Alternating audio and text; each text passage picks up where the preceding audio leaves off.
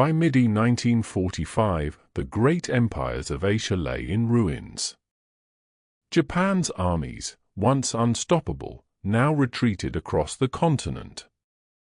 Its generals spoke of honor, its soldiers spoke of survival. And in Vietnam, after decades of foreign rule, power hung in the air, waiting to be claimed. For the first time in a century, the old order was gone. The French had been humiliated, the Japanese disarmed, and the Allies still far away. In the chaos between surrender and occupation, a single movement, disciplined, organized, and ready, stepped forward, the Viet Minh. H. Chi Minh and his comrades had spent years preparing for this moment. They had learned patience from their defeats, strength from their hunger, and unity from their suffering. Now, they would learn how to govern. On the evening of August 13, 1945, a secret meeting convened in the northern mountains. Around a flickering oil lamp, the Central Committee of the Communist Party decided the time had come. The order was simple: TNG Ki Nga, general uprising. Messengers raced through villages, carrying handwritten instructions. Cadres whispered the code words in markets and pagodas. Within days, the signal spread across the countryside like electricity through wire. From August 14 onward, towns and cities erupted in motion. In the north, peasants seized district offices, tore down Japanese banners, and hoisted the red flag with its gold star. In central Vietnam, demonstrations filled the streets. In the south, students and workers occupied police stations and armories. Everywhere, the cry was the same: Vietnam CLP. Vietnam independence. The uprising moved not as an army but as a tide. In some towns, Japanese troops looked on, bewildered; in others, local garrisons surrendered without a fight. The French were nowhere to be seen, imprisoned, disarmed, or in hiding. The colonial machine had finally stopped. What followed was less a battle than an awakening. For the first time, the people themselves took possession of the machinery of their own state. They formed people's committees to restore order, distribute food, and organize local defense. Village elders, teachers, monks, and former soldiers worked side by side. Across the nation, red and gold flags appeared overnight, sewn from cloth, painted on bedsheets, raised on bamboo poles.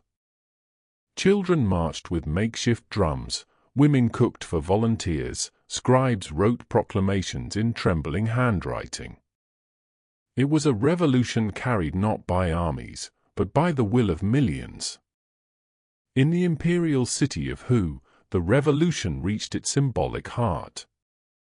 Emperor Bo Dai, descendant of 1,000 years of monarchy, realized the old world was gone.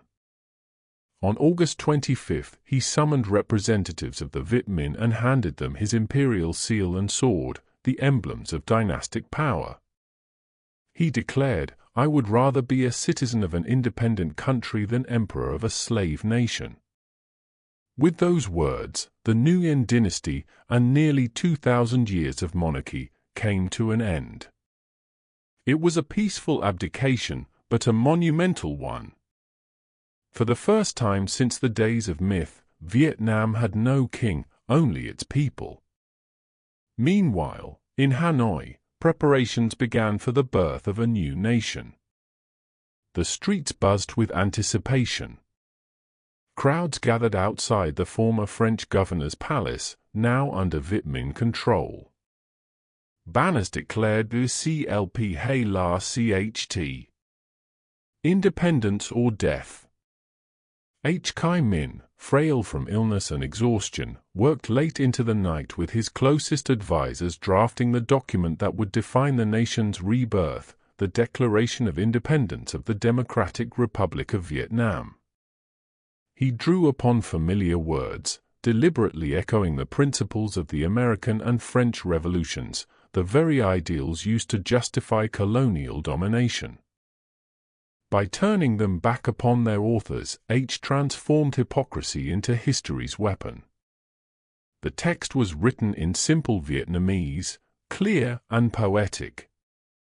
It spoke of suffering, of resistance, of the right of a people to govern themselves. It promised equality, freedom of belief, and an end to exploitation. To those who had endured famine and fear, it was more than politics, it was poetry. On the morning of September 2, 1945, an estimated 500,000 people filled Ba Đình Square in Hanoi. The air shimmered with heat and anticipation. Banners waved, children perched on rooftops, and veterans stood shoulder to shoulder with farmers. At precisely 2 o'clock, H. Chi Minh appeared. He wore his plain khaki uniform, his thin frame and white beard visible even from a distance. He waited for the crowd to quiet, then began to speak.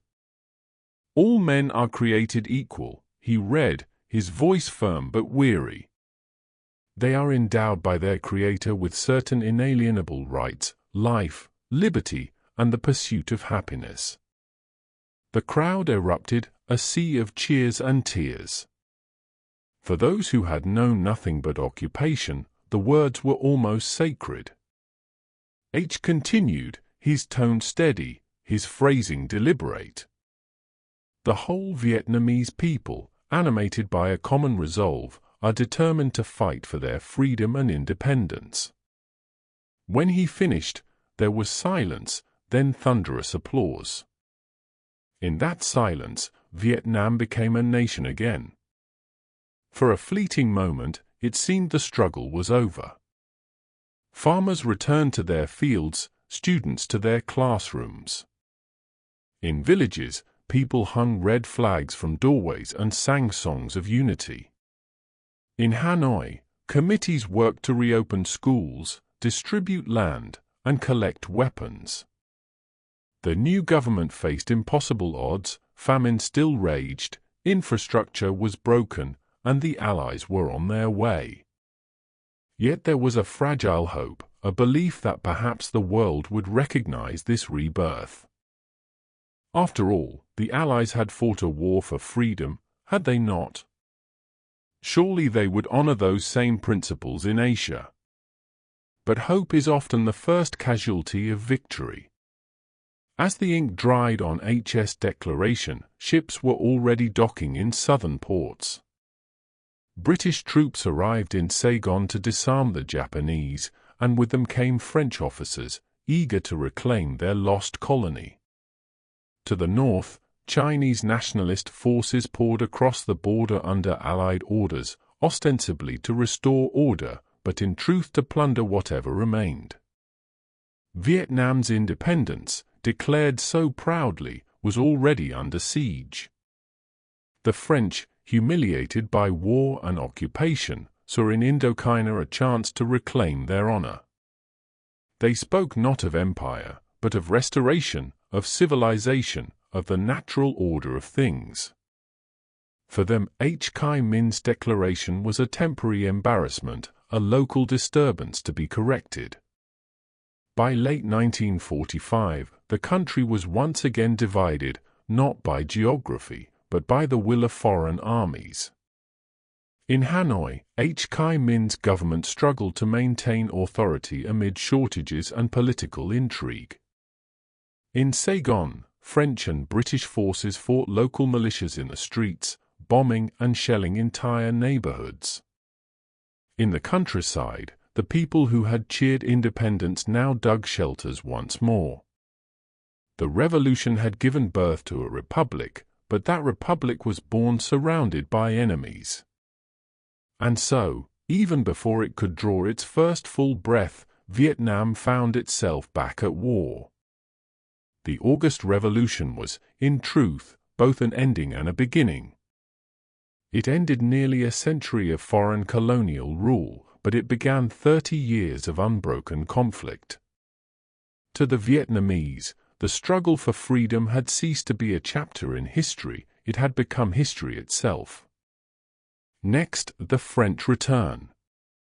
Gunboats on the Saigon River, paratroopers over Hanoi, and the first shots of a new war, the First Indochina War.